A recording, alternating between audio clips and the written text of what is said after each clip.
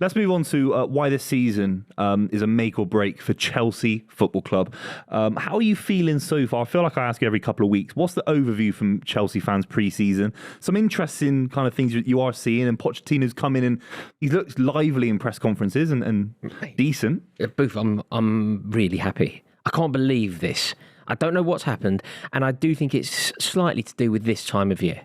There is a beautiful moment around very early August, very late July, where football fans have a gift, and we should embrace that gift. That gift is the ability to dream, right? The window's open, the season hasn't started. Maybe you've got some positive results around pre-season. Even if they're negative results, you can often find patterns of play or whatever, and we're allowed to dream. And I don't know if I'm doing that, but there is something very exciting about this Chelsea team.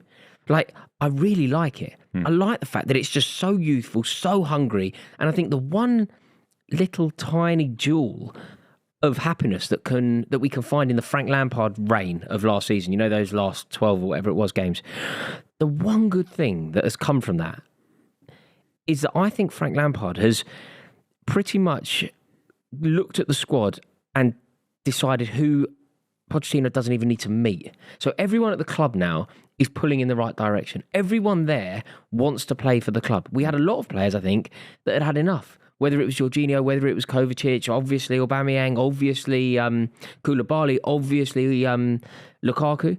But now we are young, hungry, and the word I would use is the desire is back. Like, I watched this the other night. We beat Fulham 2-0. And we were this really exciting team that played the whole tournament on the front foot. And I like it. And it's got to the stage now where I think even if this season's a bit of a learning curve, and I'm not suggesting that we're challenging for the title, by the way, but I do think we could challenge for Champions League spots and maybe a trophy. Do you want to win £1 million? Of course you do, and you can win it totally and utterly for free. All you have to do is go to the link in the description and download the Super 6 app. If, on the first weekend of the Premier League season, you manage to get 6 Premier League scores totally and utterly correct, you will win £1 million. Did I mention that it won't even cost you a penny to play? Make sure that you join our brand new club league. The code is CLUB23, where you can test yourself against Buvey, Adam McKola, and myself. We will all be competing. So if you think that you've got better football knowledge than Adam McKola, Lawrence Buvey, and myself, come and prove it. The link is in the description below. And remember, I'm offering you here for free, a totally free shot at £1 million. See you there. But even if this season doesn't pan out that way, I think it's going to be great because there are players wearing a blue shirt who I can totally embrace. They're all young, they're all up for it. And you know, even if we don't get Caicedo, I don't even care. Just Chuck Wamaker did some brilliant work for the first goal the other night against. Get Chuck Wamaker playing, get Casadei playing, get Andre Santos playing, get these boys in. Hall's fantastic, mate. Yeah, Lewis Hall looked brilliant. You're absolutely right. Yeah. I think that we get these players in now and just sort of see what happens. You know, it's exciting. I'm feeling really good, and Pochettino's done well. Won a trophy in 30 days. You sound like a Spurs fan saying that. The Aldi Cup. Just for the record, I know you know this, but just for the record. My tongue was firmly placed in my cheek when I said we'd won a trophy. I'm glad to hear that, mate. Apart from all the optimism, I have to bring it back a little bit to a bit of balance. You've spent hundreds of millions of pounds, players that haven't proven themselves yet. You talked about a lot of kids that came from the academy, and obviously Chukwuemeka came from Aston Villa and all that, so fantastic, fair play. What about the £100 million investment in Enzo Fernandez, Mudryk? You know, this does align to hundreds of millions of pounds spent. Is there a bit of a cloud in terms of the ownership at Chelsea going into next season still? Yeah, mate. I've got no cards on the table. I want the ownership out. I don't like them. I don't like the way that they did one thing the other day that hasn't made headlines. I imagine that nobody outside of the fan base really know. But do you know what they've done? And this is a moment where I was just like, how can you do this? It's so unacceptable. They have, for some unknown reason, decided that under 16s can't go to the game on their own. They have to be accompanied by an adult. Like, you are therefore phasing out. Like, it's not like there's billions of kids in London that support Chelsea that can go to these games. Exactly. So you're now making it even more difficult to nurture and garner a young support. And I just can't believe that they've done that. Was that a revenue thing to get double ticket kind of money? I think it's a revenue thing. I also think that it might be in their interest to put kids off. because kids go half price. So you don't really want to sell that seat. It's the same seat, isn't it? It's the same Get size. that half price with a full price adult ticket. Yeah, and or hopefully the kids that go on their own don't go. Yeah. And then you sell the ticket to 2 adults. I just don't understand it. But I'm not on board with the ownership at all. Of course I'm not. I don't like the way that they're leading the club.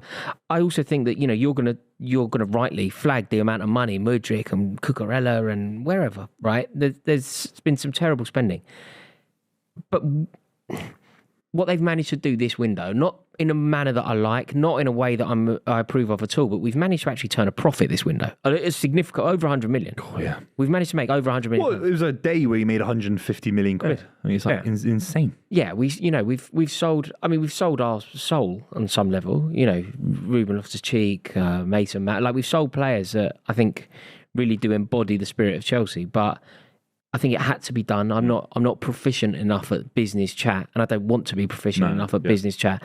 But no, I don't like the ownership. The money that we have spent has been appalling.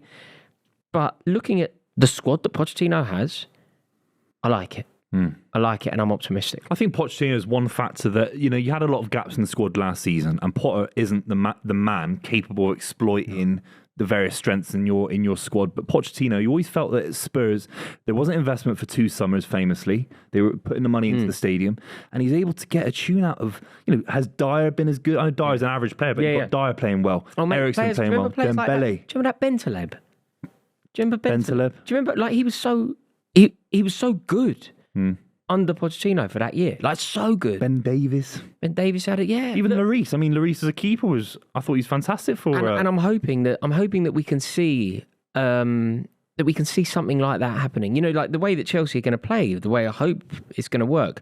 I think Nicholas Jackson, who I adore, is going to lead the line, and then Nkunku will do his magic behind, right? With Mudryk on the left. Maybe. You don't think he's ready to start yet? I mean, he had a very nice moment on this pre-season tour. He's probably scored the best goal that we scored in the pre-season tour. There's a lot of competition on that side. Raheem Sterling's still at Chelsea. People seem to be. That's a big moment for him. I mean, we talk about Raheem Sterling. I think he's quite a quiet figure, quite an introverted person, even though he's done so well in his career. He's one of the most decorated English players to play in the modern game. He's surely got to be carrying Chelsea on his back a little bit next season. I don't think he had much help last season. But Booth. You know Raheem Sterling's positives and his negatives.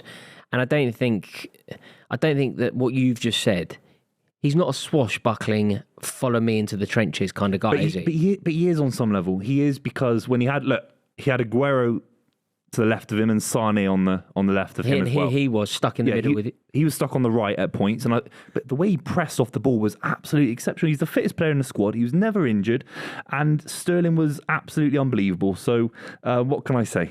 Yeah, I just don't necessarily see Sterling as the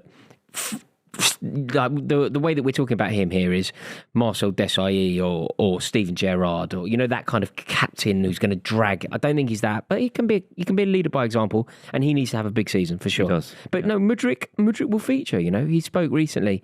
He said something that annoyed me a bit, but I kind of see the point he's making. He said something like, "I've only been able to give 20% so far." I was like, okay, well, I wish you'd given 100. I've only given 20% to the club. There's 80% for you to see. I didn't think you'd given that much, to be honest. I've got 80% to give, Roars. Really? Yeah, I'm just waiting for the right sponsors to come in, and Super Thick's already there, so fair play. But 20%. He said something. Guys, like, 150 grand a week. He said something like, maybe I'm being a bit harsh. I think it was more like, you've only seen 20% of me. But I still think, well, when we were playing Real Madrid home and away, couldn't you have played 100%? Like, it'd been really helpful, because we weren't far off if we had got, You were shocking, weren't you? I mean, they're all shocking. So we'll see. But no, I'm feeling more confident about Chelsea than I have done certainly for a year. And this time last year under Tuchel, I could feel that it was going a bit wrong. Yeah. 100%. So this is the most confident I've felt for a while.